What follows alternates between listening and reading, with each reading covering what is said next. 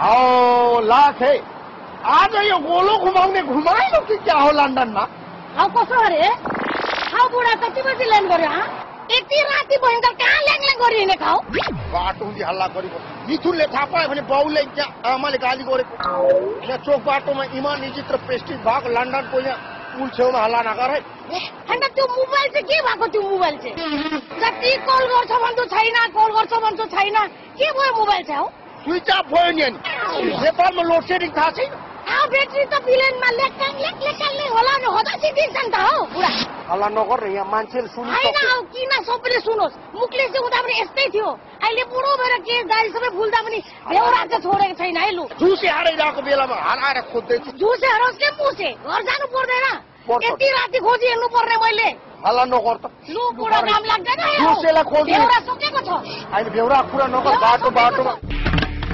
यो लन्डनको रेडियो नेपाल कहाँ छ कुनै त्यहाँ गएर तक्दै बुढो हराएको सूचना नदिकन भएन लाख है झुसे त यहाँ परो छ के विचित्र गर्न आँटेको कहाँ हराएको कहाँ हराएको भन्दा पुरेङ्ग दिन्छु कपाल नफुल्या हो भनेदेखि कहाँ गयो त्यहाँ मलाई चाहिँ संसद भवन भनेर छोडेर कहाँ गयो पार्लिमेन्ट हाउसबाट कहाँ गएछौ झुसे हौ लाखे त्यो भन्दाखेरि मेरो बुढियासँग चिन्जान गर झुसे भने के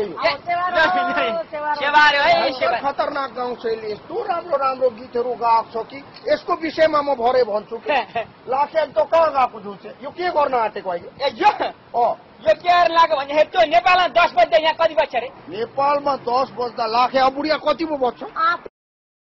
त्यत्रो मेरो कलाकार गाउँको खतरनाक भनेर सबै कुरा भनेर यो एउटा कुरा चाहिँ भनेन नि त यहाँ किङ एउटा हुन्छ सधैँ घुम्छ भनेर भन्नुपर्ने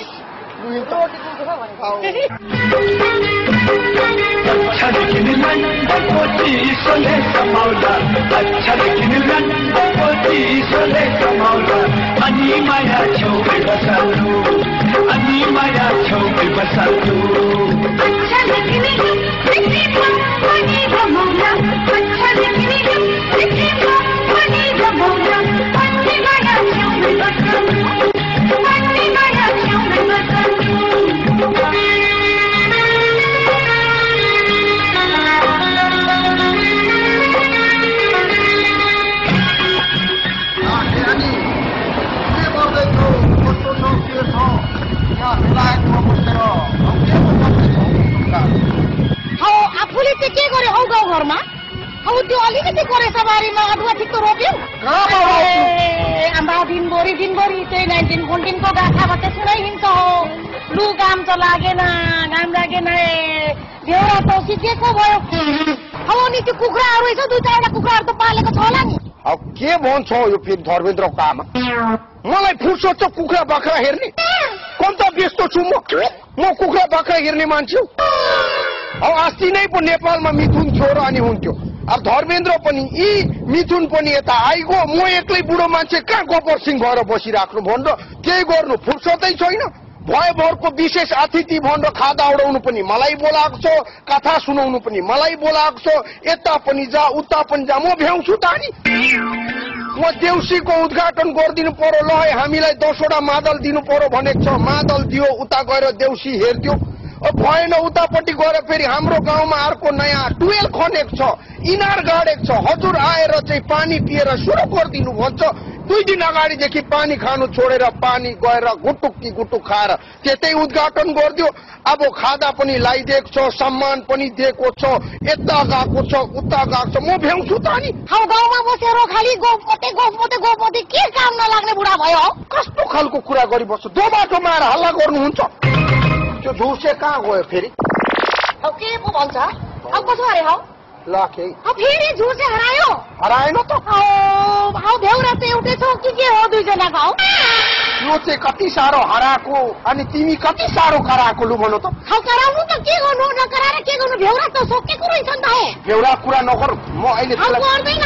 म खोजेर गर्दैन म जान्छु फेरि हराउनलाई यी बस्ने ल हौ लु छिटो है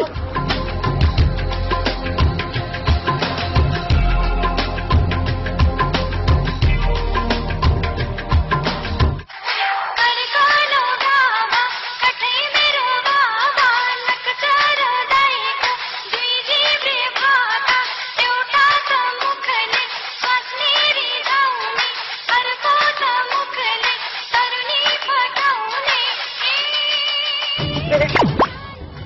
नेपाली हजुर ए नेपाली आफ्नै चेलीबेटी घर कहाँ पर्यो मेरो घर काठमाडौँ हजुर ए काठमाडौँ हजुर मेरो पनि काठमाडौँबाट अलिकति त्यस्तै 180 किलोमिटर उतापट्टि पर्छ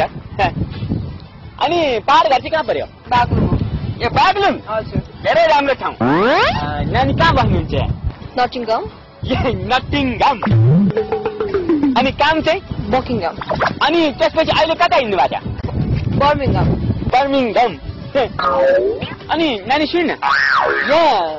16-17 घन्टा भन्दा बढ्ता घाम लाग्छ रे हो त दिनमै हो समरमा त लाग्छ ए हो त त्यही भएर रहेछ जता त्यतै घामै घाम बर्मिङगम नटिङगम बकिङगम चेक्केगम ओ ताक्नेको बुढी कम अब उतै जाम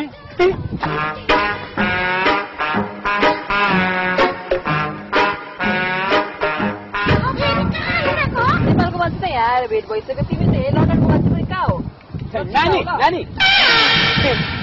पहाड घर चाहिँ कहाँ अरे हजुर बाग्लुङ भने बिर्सेछ नमस्कार है नमस्ते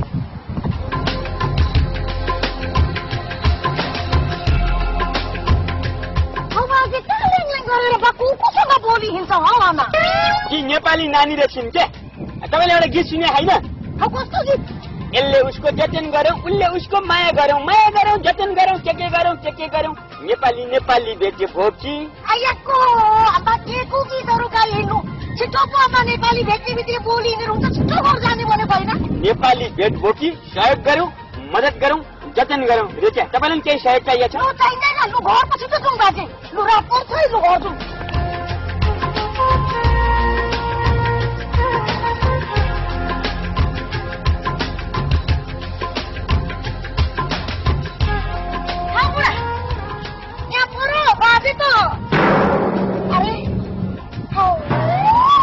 फेरि बुढो हराएछ त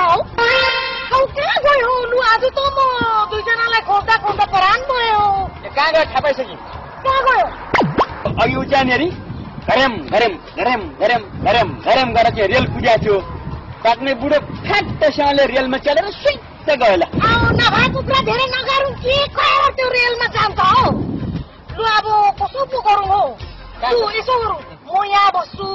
तपाईँ गएर मेरो बुढा चाहिँ खोजेर आउनु लु ल यहाँ सुनौँ त त्यसो होइन एकछिन म पो जान्छु खोज्नु है ल यहीँ बस्नु है काहीँ नजानु नि म ठिकै बस्छु होइन हौ लु होइन लु यसो हुँदैन आज दुईजना मान्छे खोजेर सक्दिनँ घरि बुढा हराउने घरि बाजे हराउने सँगै जाउँ लु सँगै जाउँ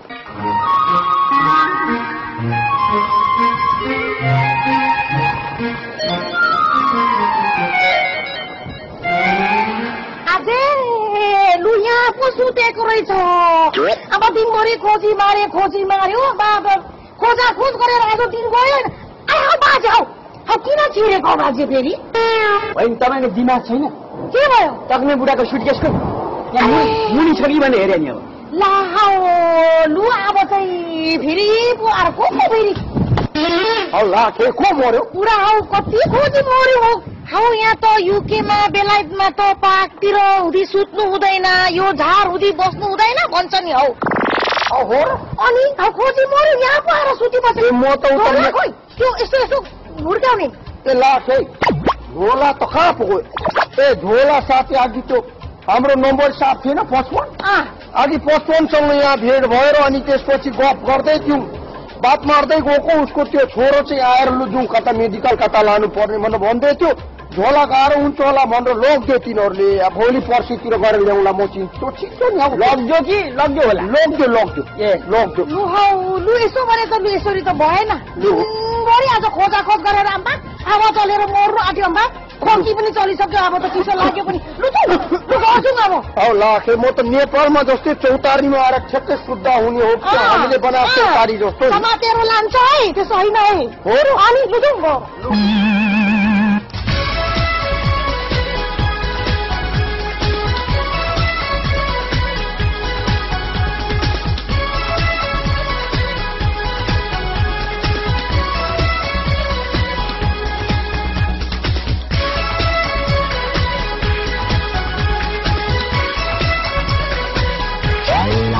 सेवा हजुर सेवारो होइन बा त हराउनु भयो आमा पनि कहाँ हराउनु भयो झुसी हराएर नि कहाँ म हराउनु हो आफू चाहिँ हराएन ए यत्रो भइसक्यो नाति हाय अरे हाय र बाई भनेर सेवारो सिकाउनु पर्दैन ग्रान्डपालाई सेवा गरेर छोरे ल बा आउनुहोस् भित्र आउनुहोस् बसौँ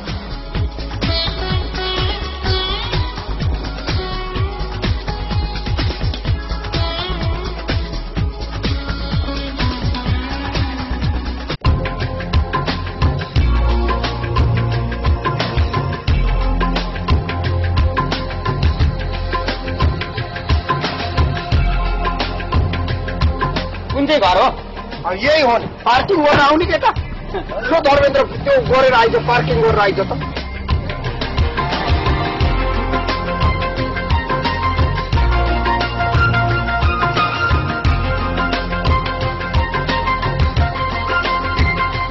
त्यही घर हो होइन त आज मात्रै रङ लगाएको रहेछ के भन्छ फेरि पैसा नभएर कस्तो तिम्रो छोरा मटर जस्तो लाग्छ नि हेरेको सबै तँलाई त्यस्तै लाग्दो रहेछ ती जाने त्यस्तै हो नि पैसा नभएर हो र यहाँ मैले त त्यो पैसा भएपछि रङ लाउने मात्रै आज मात्रै लाग्यो होला भन्छ डिजाइनै त्यस्तै हो भन्छु फेरि